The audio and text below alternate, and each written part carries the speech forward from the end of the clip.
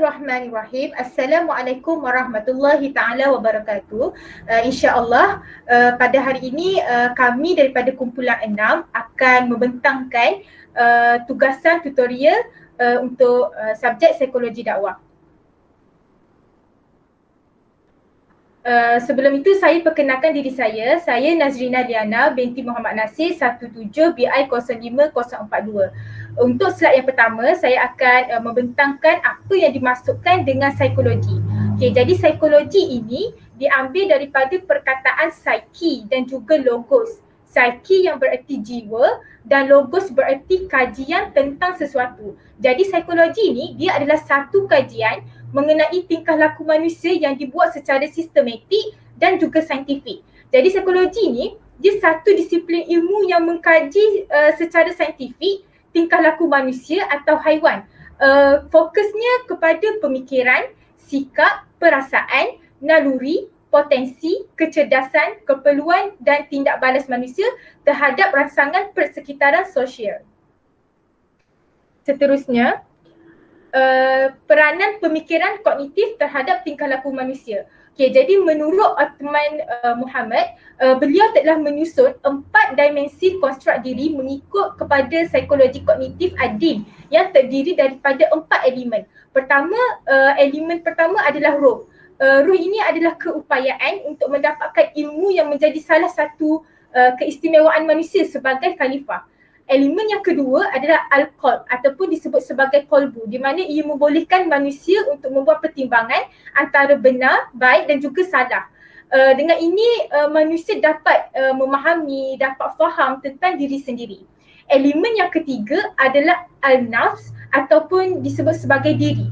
Jadi diri ini membolehkan manusia untuk memahami tingkah laku diri sendiri, di mana diri ini terbahagi kepada 2 nilai. Pertama, nilai material dan fizikal, dan yang kedua nilai bukan material yang lebih kepada spiritual, di mana dalam diri ini terkandung pelbagai bentuk, pola, kediriaan, idea, ingatan dan juga perasaan agar dapat menghampiri jasad insan dengan lebih sempurna. Elemen yang keempat, al-akal. Jadi akal ini mampu untuk mengatasi rangsangan yang boleh merosakkan diri sendiri. Seterusnya saya akan serahkan kepada sahabat saya. Okay, baik. Bismillahirrahmanirrahim. Saya Nur Suhaida binti Kamarudin 17 BI 05039. Okey, baik. Yang seterusnya adalah berkaitan dengan peranan jiwa, emosi, perasaan terhadap tingkah laku manusia. Okey, telusuri apa itu maksud emosi. Iaitu emosi adalah ekspresi perasaan naluri yang kuat seperti rasa sayang, seperti rasa gembira, seperti rasa malu, sedih, takut dan sebagainya. Iaitu kehebatan perasaan yang selalunya diluahkan dari dalaman seseorang itu kepada tingkah laku tertentu atau cara seseorang itu menyampaikan perasaan dia. Okay, seterusnya adalah perasaan-perasaan yang kuat ini akan mempengaruhi tindak balas luaran seseorang itu, sama ada dari segi perubahan fizikal terkawal. Terkawal tu seperti kita punya contohnya seperti mimik muka lah. Mimik muka kita boleh kawal dia, kita kadang-kadang boleh senyum, kita boleh sedih dan sebagainya, benda yang boleh kawal. Dan tidak terkawal. Contoh tidak terkawal adalah seperti badan kita berpeluh, seperti kita dalam keadaan ketakutan, ataupun seperti tangan kita tiba-tiba menggigil ke sesuatu benda yang kita tak dapat jangka ataupun kawal. Okay, seterusnya adalah antara peranannya ialah membuat jangkaan atau meramal tingkah laku itu. Lalu emosi dapat meramal tingkah laku seseorang itu sendiri dan tingkah laku orang lain melalui pergerakan tubuh badan individu tu, seperti dia punya body language maupun reaksi individu tersebut dapat menunjukkan akan keadaan emosi seseorang itu. Jadi, sebagai contoh saya bagi contoh anda kata berkenaan dengan emosi suka yang mana dapat diterjemahkan melalui reaksi senyuman ataupun seseorang itu ketawa. Melalui reaksi tersebut dapat dibuat jangkaan bahawa seseorang individu itu dia sedang dalam keadaan gembira. Itu kalau anda kata emosi dia suka. Contoh macam anda kata emosi dia sedang sedih, jadi mimik mukanya mungkin akan nampak sedih lah. Itu maksudnya seseorang itu dalam keadaan di dalam kesedihan ataupun ada masalah dan sebagainya. Yang seterusnya. Bismillahirrahmanirrahim. Baiklah, saya Siti Nur Hafifah binti Mas Nawir 17 BI 05026.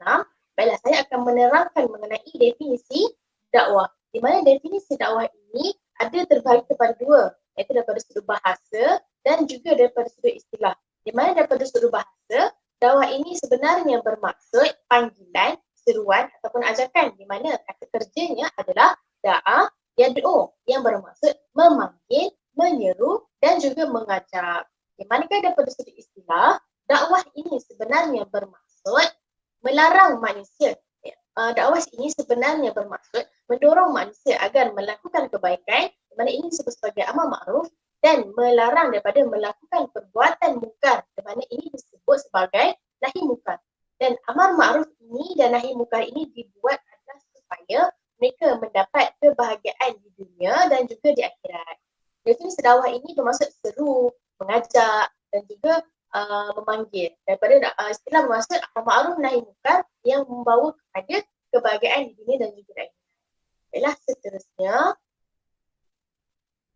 Baiklah seterusnya bagi matlamat dakwah, di mana matlamat dakwah dalam setiap perkara mesti ada matlamat yang ingin dicapai. Bagi matlamat dakwah ini adalah nilai atau hasil nilai ataupun hasil yang ingin dicapai ataupun diperoleh di akhir tindakan dakwah. Di mana contohnya, saya bagi situasi, sekiranya kita menegur sahabat kita mengenai satu kesalahan ataupun satu kesilapan, apa yang kita ingin capai dalam perkara itu ataupun apa matlamat dalam setiap tindakan dakwah itu adalah supaya kita perolehi hasil ataupun tindakan. Sebagai contoh, dia berubah ke arah yang lebih baik ataupun dia mengubah apa kesalahan ataupun kesilapan yang dilakukan. Maka itulah hasil ataupun tindakan dan matlamat yang ingin kita capai. Okay. Sebenarnya matlamat dakwah ini juga tak lain tak bukan untuk mewujudkan kebahagiaan dan kesejahteraan hidup di dunia dan juga di akhirat dan diredai oleh Allah SWT.